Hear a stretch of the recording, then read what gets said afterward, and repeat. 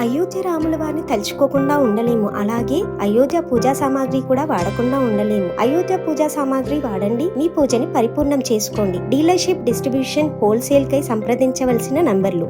ఇక్కడ అప్పుడు అట్లా ఇప్పుడు ఇట్లా నిరుద్యోగులు కలిసి వస్తలే. బీఆర్ఎస్ హయాంలో నోటిఫికేషన్లు రాలేదు. అయితే కాంగ్రెస్ సర్కార్లో నోటిఫికేషన్లు వచ్చినా ఎగ్జామ్ డేట్లతో సమస్యలు వస్తున్నాయి. రెచ్చగొట్టేందుకు బీఆర్ఎస్ కుట్రలు చేస్తా ఉంది. ఇది మాత్రం వాస్తవం. నేను ఏమంటున్నానంటే ఫస్టే చెప్తా ఉన్నాను, మనం అంటే ఇంత కూడా జరగకపోతుండే అసలు. యాక్చువల్గా మీరు సూచన పాటిస్తే అయిపోతుండే. విషయం ఏంటంటే వాళ్ళు రెచ్చగొట్టడానికి ప్రయత్నిస్తున్న మాట వాస్తవం. ఏది బీఆర్ఎస్ పార్టీ వాళ్ళు. కాబట్టి అటువంటి అవకాశం ఎందుకు ఇవ్వాలంటున్నాను నేను. ఎవరికో ఎందుకో క్రెడిట్ ఎట్లా పోతుంది? నోటిఫికేషన్ లేచిండ్రు కాబట్టి క్రెడిట్ ప్రభుత్వానికే ఉంటుంది. కాబట్టి దీనిపైన నిర్ణయం 100% తీసుకోవాలి. ఇవాళ ఎట్టి పరిస్థితుల్లో ఈ ఆర్టికల్ బీ టికెట్ అనేది పక్కకు పెట్టుండ్రి, పెట్టేసి ఇక్కడ 2 నెలల సమయం అండి. సమయం 100% ఇవ్వాలి. 3 నెలలు ఇస్తే పోయేదే. ఇక ఎగ్జామ్ డేట్లతో సమస్య రెచ్చగొట్టేందుకు బీఆర్ఎస్ కుట్రలు చేస్తూ ఉంది. అపోహలు సృష్టించి అమాయకుల్ని ట్రాప్లో పడేలా యత్నం చేస్తూ ఉంది. ఇరకట్టంలో నిరుద్యోగులు పడిపోతా ఉన్నారు. తెలంగాణలో నిరుద్యోగులకు సరికొత్త టెన్షన్ మొదలైంది. గత బీఆర్ఎస్ సర్కార్ హయాంలో 10 ఏళ్ల పాటు నోటిఫికేషన్లు లేక, ఉద్యోగాలు రాక యువత పడిన నరక యాతన అంతా ఇంత కాదు. కానీ కాంగ్రెస్ సర్కార్ వచ్చాక తెలంగాణలో ఊహించని మార్పులు చోటు చేసుకున్నాయి. ప్రధానంగా ప్రభుత్వ ఉద్యోగాలు నోటిఫికేషన్ల విషయంలో కీలక నిర్ణయాలు కాంగ్రెస్ సర్కార్ తీసుకుంది.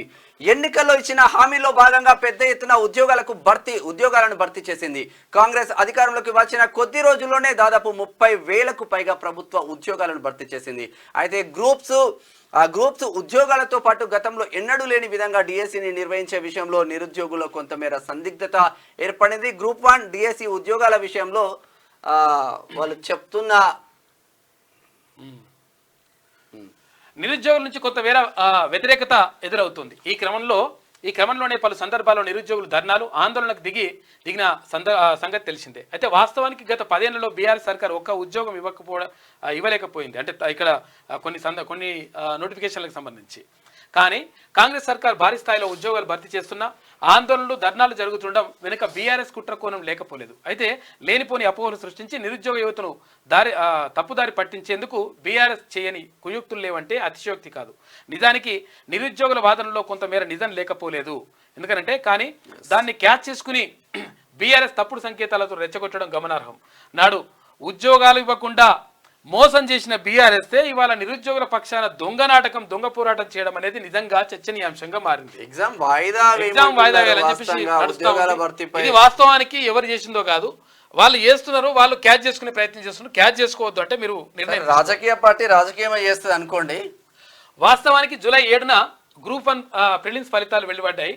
అయితే గ్రూప్ 1 పరీక్షకు హాజరైన అభ్యర్థుల నుంచి మెయిన్స్ పరీక్షకు 1:100 నిష్పత్తిలో ఎంపిక చేయాలని అభ్యర్థులు డిమాండ్ చేశారు. ఎన్నికల సమయంలో కాంగ్రెస్ ఈ మేరకు హామీలు ఇచ్చిందని నిరుద్యోగులు చెప్తున్నారు. ఈ క్రమంలోనే రాష్ట్ర వ్యాప్తంగా ఆందోళన చేపట్టారు. అయితే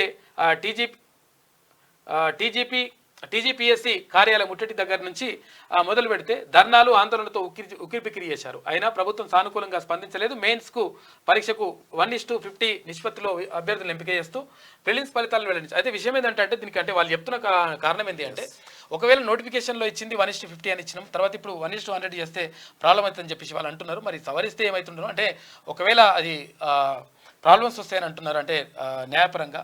అందుకని అట్లా చేసినామని చెప్తా ఉన్నారు. కానీ మరి 100 చేస్తే బాగుండేది కొంచెం. వీళ్ళకైతే తర్వాత ఇక్కడ ఉద్యోగాల భర్తీపై రేవంత్ సర్కార్ ఫోకస్ పెడతా ఉంది. 100% మేము జాబ్ క్యాలెండర్ కూడా రిలీజ్ చేస్తామని చెప్తా ఉంది. గ్రూప్ 2కు సంబంధించి కానీ తర్వాత ఇక్కడ డిఎస్సికి సంబంధించి కానీ వాయిదా వేయాలని చెప్పేసి వాళ్ళు కోరుతా ఉన్నారు. వాళ్ళతో ఒకసారి మాట్లాడండి. ఇక్కడ పరీక్షకు గ్యాప్ ఇవ్వడంతో పాటు అక్కడ వాళ్ళకు సమయం ఇచ్చేటువంటి ఏర్పాటు చేయండి. పోయింది ఏం లేదు. తర్వాత ఇంకా మీకే కొన్ని 100 కోట్ల రూపాయలు మిగులుతాయి.